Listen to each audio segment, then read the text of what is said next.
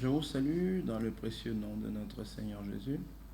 Dans ce nouveau numéro de Lève-toi et prie, je parlerai toujours du Seigneur et je dirai aujourd'hui, il est plus précieux que l'or et le diamant.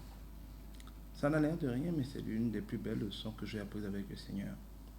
Il y a des moments où vous avez beaucoup d'argent et puis vous ne sentez pas d'onction particulière. Vous n'avez pas l'impression que Dieu soit avec vous. C'est vrai que vous êtes chrétien, vous connaissez Dieu.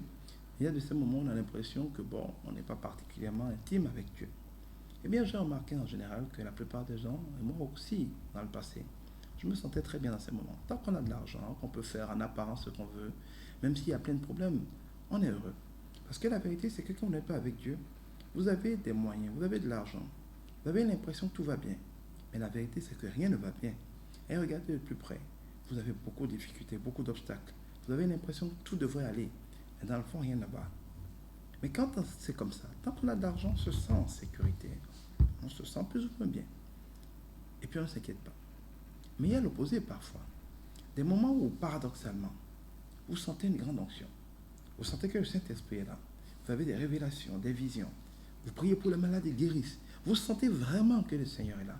Il y a plein de gens qui, par différentes choses, vous donnent l'attestation que vraiment vous êtes dans une grande communion avec le Seigneur. Vous savez qu'il est là. Mais dans ces moments-là, paradoxalement, vous n'avez pas beaucoup d'argent. Parfois, vous n'avez rien sur vous. Et vous êtes tenté de vous dire, mais comment je peux être avec Dieu et ne pas avoir quoi que ce soit, ne pas avoir d'argent? Cela m'est arrivé plusieurs fois par le passé. Et je rends grâce à Dieu parce qu'il s'en est servi pour m'apprendre une grande leçon.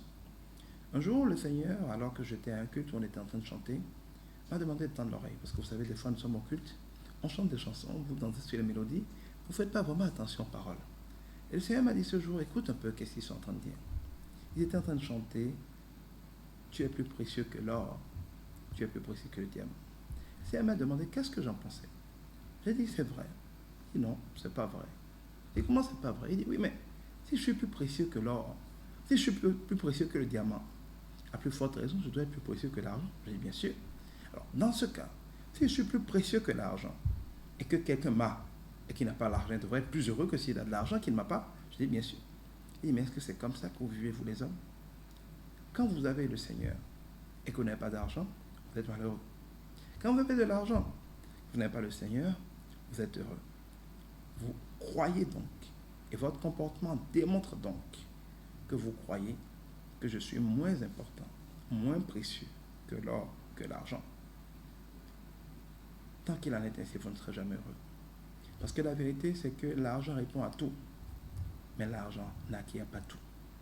Quant à Dieu, il répond non seulement chaque fois qu'on l'invoque, partout on l'invoque, quelle que soit l'heure on l'invoque, sans rendez-vous. Un Dieu si puissant, plus accessible que le chef de ton quartier. Il y a des heures, tu ne peux pas aller chez le chef quartier pour le réveiller. Même ton propre père, même ton propre enfant, même ton propre mari. Il y a des moments quand il dort, tu ne peux pas le réveiller. Toi-même, il y a des fois où tu as envie de faire des choses, mais ton corps ne répond pas. Tu ne peux pas le faire.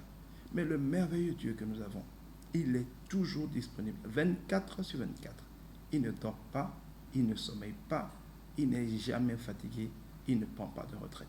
Il est tout le temps disponible. Et chaque fois que tu l'invoques, il n'y a pas de problème qui le dépasse. Il peut t'apporter de l'argent dont tu as besoin. Il peut ne pas t'apporter de l'argent, mais t'apporter d'autres solutions. Il te dira dans 2 Corinthiens 9, je crois, verset 8, que tous les jours, quel que soit le besoin, il est capable de faire venir à toi toutes sortes de bénédictions et de grâces, de sorte que, quel que soit le besoin, tu ne manques jamais du nécessaire, que tu aies tout ce qu'il faut pour combler tes besoins, et en plus, un supplément pour faire de bonnes œuvres. Donc, tous les jours, Dieu est capable. Il en est capable. Pas d'attendre que tu cours après les choses, mais de faire venir à toi toutes sortes de bénédictions de grâce. Voilà tout le problème. Nous croyons qu'il n'y a qu'une sorte de bénédiction de grâce, l'argent. Non. Quand par exemple tu dois de l'argent à ton propriétaire, que tu dois le payer, que tu pries pour avoir l'argent de payer, Dieu peut te donner l'argent pour le payer, mais Dieu peut ne pas te donner l'argent pour le payer. Et permettre par exemple que ton propriétaire, à cause d'un enterrement par exemple, aille au village pour 2 mois avant de revenir. Dieu ne t'aurait pas donné l'argent, mais en éloignant le propriétaire pendant 2 mois, il t'aura fait gagner 2 mois. C'est une forme de bénédiction de grâce. Parfois, Dieu ne te donne pas l'argent, et puis au moment même où ton propriétaire doit arriver, quelqu'un auquel tu devais de l'argent passe rapidement, et puis tu te poses juste de quoi le payer. C'est une forme de bénédiction de grâce. Il y a des fois, je connais des gens qui voulaient acheter des voitures. Ils priaient, ils travaillaient pour avoir de l'argent, l'économiser pour acheter une voiture. Dieu n'a pas permis qu'ils aient de l'argent. Il n'a pas permis qu'ils économisent. Donc, il n'a pas permis qu'ils achètent une voiture. Mais ils étaient là tranquillement un jour, quand quelqu'un venait leur dire, écoute, j'ai acheté une nouvelle voiture. Je me demandais quoi faire de mon ancienne voiture. Je pensais peut-être la vendre. Et puis non. Dieu, la nuit dernière, m'a dit de te remettre la clé de ma voiture, t'offrir ma voiture. J'obéis à Dieu, je ne sais pas pourquoi il a dit. Oui, pendant que tu fais des économies, que tu pries pour avoir l'argent d'acheter une voiture, Dieu peut prendre des raccourcis et te donner une voiture. Mais souvent, nous limitons Dieu. Nous croyons que s'il veut nous donner les choses, il doit d'abord nous donner l'argent pour les choses. Non. Dieu parfois te donne des choses. Tu es malade. On te dit qu'il faut t'opérer. Tu demandes à Dieu de te donner l'argent pour l'opération. Alors que tu pourrais demander à Dieu de te donner directement la guérison. Dieu peut tout seul te toucher et te guérir. Il peut parfois mettre sur ton chemin les serviteurs de Dieu intègres loin, qui vont prier pour toi, qui vont te guérir. Il peut mettre sur ton chemin des gens qui vont t'enseigner la parole de Dieu, qui vont réveiller ta foi, et que par cette foi, tu vas récupérer ta guérison, mais que tout ça se passe, par exemple, sans un seul sou. Mais si tu es esclave de l'argent, si tu ne réalises pas que Dieu est plus précieux que l'argent, dans les problèmes, tu vas au mieux prier si tu pries pour avoir l'argent de te faire opérer, mais tu oublieras de prier simplement pour que Dieu qui a créé l'homme, qui fabrique chacun de tes organes. Regardez à l'échographie, comment un bébé pousse dans le ventre de sa maman. C'est quand même pas le docteur qui le fabrique, c'est bien Dieu qui le fabrique. Pourquoi ce Dieu qui a fabriqué chacun de tes organes et qui les fabrique tous les jours dans le ventre de leur maman? Pourquoi Dieu qui fait pousser tes cheveux tous les jours quand tu les coupes? Qui fait pousser tes ongles tous les jours quand tu les coupes? Qui fait repousser ta chair quand tu te blesses? Pourquoi ce Dieu-là ne serait pas capable de réparer un organe? Même les médecins disent que tous les jours, des milliers et des millions de nos cellules meurent pour être remplacées par d'autres. Et que nos organes, en fait, se rajeunissent. Notre peau se renouvelle. Nos organes se renouvellent. Alors pourquoi le Dieu qui fait tout cela ne serait pas capable de restaurer un organe? Mais tu n'y crois pas. Tu crois que tout est affaire d'argent. Tout n'est pas affaire d'argent. Tu as un projet. Tu penses qu'il faut du capital, c'est vrai. Mais tu peux avoir du capital et échouer. Comme tu peux ne pas avoir de capital et réussir.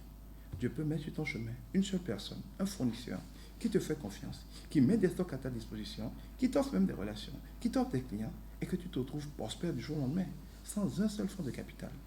Oui, notre Dieu est plus précieux que l'or et le diamant. Si tu lui fais confiance, si tu lui obéis, si tu l'invoques, il peut faire mieux que te donner de l'argent. Il peut te donner ce pourquoi tu as besoin d'argent. Je ne dis pas qu'il ne te donnera jamais de l'argent. Ça lui arrivera. Mais bien souvent, il fera mieux que te donner de l'argent. Il fera plus simple que te donner de l'argent. Mais tu dois être disponible à cela. Tu dois le vouloir. Tu dois l'accepter. Tu dois le croire.